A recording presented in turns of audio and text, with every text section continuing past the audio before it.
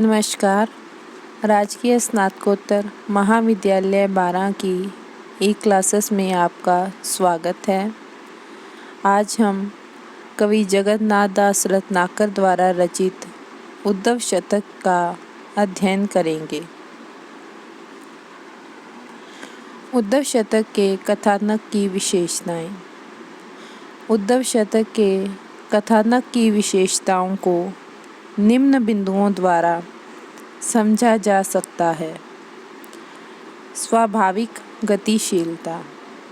उद्धव शतक में मुक्तक भावों वाले सभी कविताओं को इस तरह संयोजित किया गया है कि वे सब स्वाभाविक रूप से एक दूसरे के पूरक और कथानक को गतिशील बनाने में समर्थ हैं।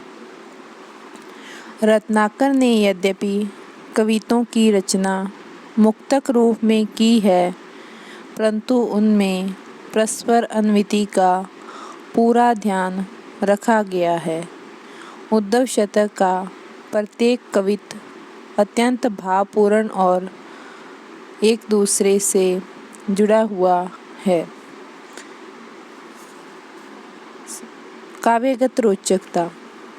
उद्धव शतक का कथ्य गोपियों एवं ब्रजवासियों की विरह व्यथा का चित्रण कर उनकी एकनिष्ठ प्रेमा भक्ति की सशक्त व्यंजना करता है।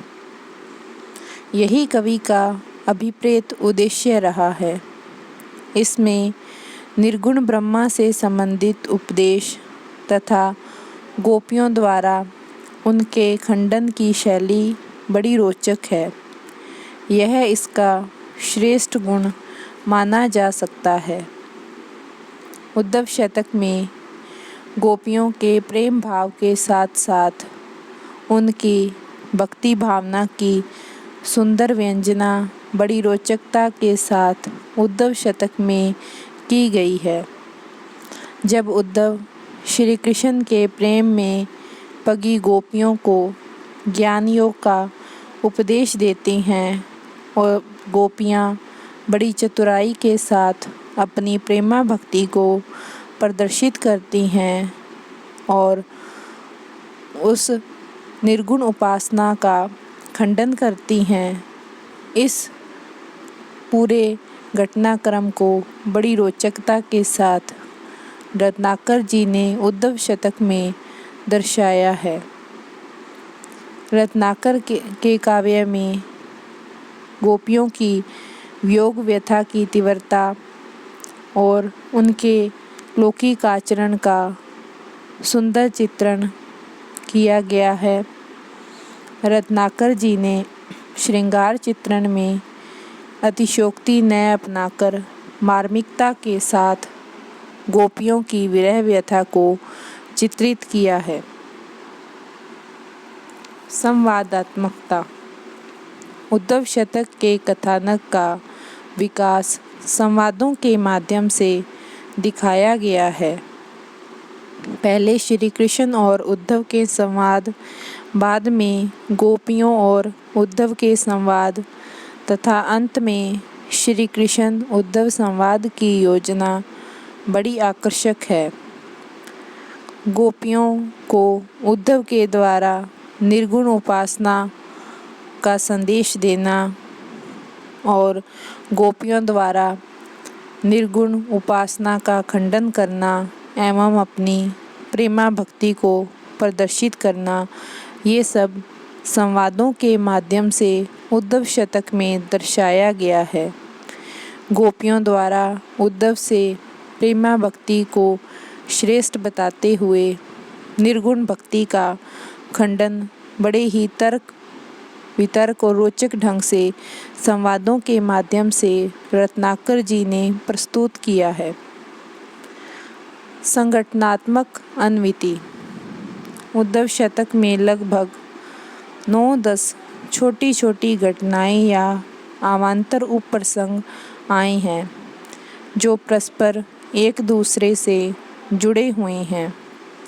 रत्नाकर जी ने इन्हें ऐसी संगठनात्मक अन्विति दी है कि ये सुसंबद्ध प्रसंग प्रतीत होते हैं।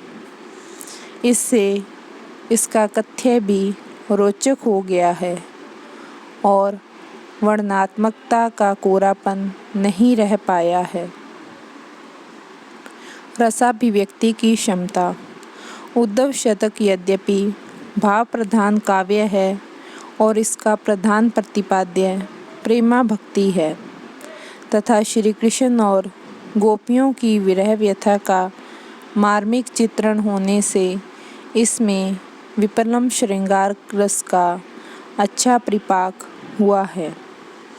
इसके कथानक में वियोग श्रृंगार की विभिन्न दिशाओं की सुंदर अभिव्यक्ति हुई है। उद्धव शतक में प्रकृति को गोपियों की वियोग व्यथा बढ़ाने वाली बताया है। रत्नाकर जी ने उद्धव शतक में गोपियों की विरह की सभी दिशाओं का चित्रण करते हुए वियोग व्यथा की तीव्रता के साथ उनका सुंदर चित्रण किया है। उद्धव शतक में श्रृंगार के वियोग रस की प्रस्तुति अतिशयोक्ति न होकर मार्मिकता एवं तरलता से की गई है। उद्धव शतक में भक्ति भावना। जगन्नाथ दास रत्नाकर ने उद्धव शतक में माधुर्य भाव की भक्ति का प्रतिपादन किया है। इसमें गोपियों द्वारा श्री कृष्ण के प्रति प्रेमा भक्ति के भाव को दर्शाया गया है। रत्नाकर जी ने गोपियों के द्वारा मधुरा भाव की भक्ति और श्री कृष्ण के प्रति उनके एकनिष्ठ प्रेम का चित्रण किया है। मधुरा भाव की भक्ति में आराध्य का रसिक शिरोमणि होना अनिवार्य माना गया है। इसलिए उद्धव शतक में श्री कृष्ण के केवल इसी रूप का चित्रण किया गया है। इसमें इस रूप का आभास इसके प्रारंभ से ही मिलने लग जाता है।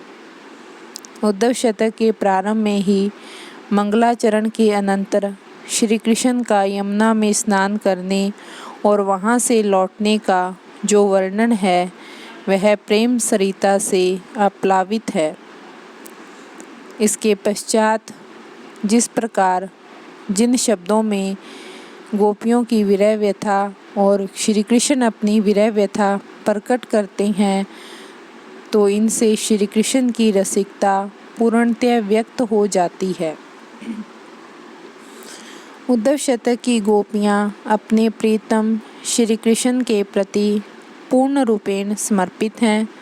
उनकी प्रेम भावना अनन्य है। वे अपने श्री कृष्ण के प्रति प्रेम की एक निष्ठता रखती हैं। गोपियों का कृष्ण के प्रति अनन्य भाव है। वे अपने कृष्ण के अलावा किसी अन्य की उपासना नहीं करना चाहती हैं।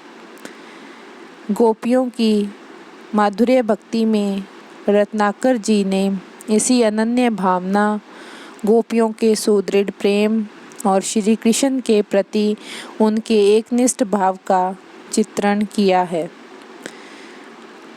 श्री कृष्ण के प्रति एकनिष्ठता होने के कारण ही उद्धव का निर्गुण ब्रह्मा का उपदेश देना गोपियों को किसी दृष्टि से अच्छा नहीं लगता और वे उसे बंद करने के लिए कहती हैं। उद्धव शतक में गोपियों का श्री कृष्ण के प्रति अनन्य प्रेम भावना और एक निष्ठता अभिव्यक्त हुई है। श्री कृष्ण के बिना गोपियों को और कोई भी आधार नज़र नहीं आता। श्री कृष्ण के प्रति उनके प्रेम में सुदृढ़ता है। गोपियों का प्रेम इतना दृढ़ है कि न तो वह किसी बाधा के सामने डगमगाता है और न किसी प्रलोभन के सामने झुकता है।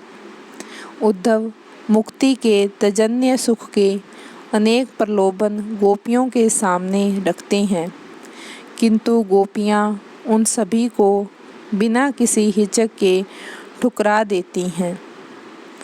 गोपियों को अपने प्रेम की सुदृढ़ता पर इतना दृढ़ विश्वास है कि वे उद्धव को चुनौती तक देती हैं और उनकी निर्गुण भक्ति का खंडन कर देती हैं।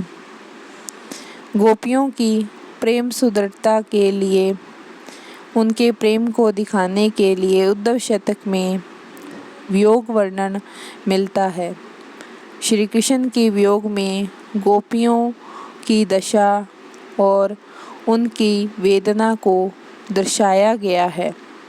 गोपियाँ श्री कृष्ण के वियोग में दुखी थी, तभी उद्धव आते हैं और उन्हें श्री कृष्ण का संदेश न देकर निर्गुण भक्ति का संदेश देते हैं। तो गोपियाँ इस निर्गुण भक्ति के संदेश से अपनी वेदना को और अधिक बढ़ा हुआ पाती हैं।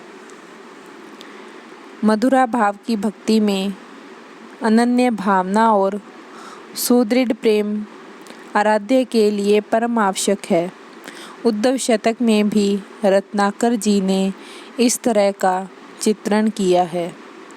गोपियाँ यमुना तट, मुरली तथा अन्य उपादानों का उल्लेख करती हैं और बाद में ज्ञान गौरव के नष्ट हो जाने पर उद्धव के हृदय में भी प्रेमा भक्ति जागृत कर देती हैं।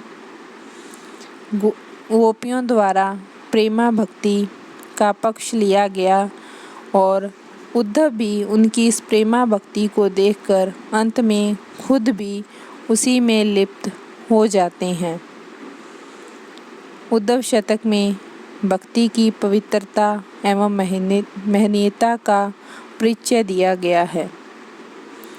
भक्ति भावना की उद्धव शतक में अच्छी व्यंजना हुई है और मधुरा भाव की भक्ति का मार्मिक प्रतिपादन रत्नाकर जी ने उद्धव शतक में किया है। उद्धव शतक में उद्धव के द्वारा जो निर्गुण भक्ति का संदेश गोपियों को दिया जाता है, उस संदेश में कई दार्शनिक विचार भी आते हैं। जो दार्शनिक विचार उद्धव शतक में व्यक्त किए गए हैं, वे मन और बुद्धि के परिष्कार के सूचक हैं। उद्धव शतक में रत्नाकर जी ने उद्धव के द्वारा ज्ञान योग का उपदेश देते हुए निर्गुण उपासना का सामान्य प्रतिपादन किया है, क्योंकि उद्धव शतक का मुख्य प्रतिपाद्य प्रेमा भक्ति ही है। भक्ति भावना को व्यंजित करना ही उद्धव शतक का मुख्य प्रतिपाद्य है, न कि किसी दर्शन विशेष को व्यक्त करना। रत्नाकर जी ने उद्धव के द्वारा गोपियों को उपदेश देने के लिए वल्लभीय दार्शनिक विचारधारा को आधार बनाया है। समस्त कृष्ण भक्त कवियों ने वल्लभीय दर्शन को अपनी रचनाओं का आधार बनाया है। वल्लभीय दर्शन के शास्त्रीय नाम शुद्धाद्वैतवाद या ब्रह्मवाद हैं। उद्धव शतक के प्रारंभ में उद्धव द्वारा श्री कृष्ण को समझाने तथा बाद में ब्रज युवतियों को उपदेश देने के लिए इसी वल्लभीय दार्शनिक विचारधारा का आश्रय लिया गया है। अद्वैतवाद का प्रबल समर्थन उद्धव जी द्वारा उद्धव शतक में गोपियों के समक्ष किया गया, लेकिन गोपियों ने इसका खंडन कर दिया। उद्धव भी गोपियों को ब्रह्मा की प्राप्ति के लिए योग साधना का उपदेश देते हैं एवं इस साधना को अपनाने के लिए कठिन विधियों की ओर संकेत करते हैं, परंतु गोपियाँ इसका खंडन करती हैं। उद्धव ने निर्गुण और निराकार ब्रह्मा का प्रतिपादन किया और कहा कि ईश्वर सांसारिक विकारों से मुक्त एवं सर्वथा अलक्ष्य है। लेकिन गोपियाँ उद्धव की इन उक्तियों का अनेक प्रकार से खंडन करती हैं। वे कहती हैं कि यदि ब्रह्मा या ईश्वर निराकार है तो फिर उसका ध्यान कैसे लगाया जा सकता है। उद्धव के द्वारा जब गोपियों को मुक्ति का संदेश दिया जाता है तो वे उसका भी खंडन करती हैं। वे श्री कृष्ण को ही एकमात्र अपना आराध्य मानती हैं। गोपियों अपने लिए मुक्ति को अनुपयोगी मानती हैं।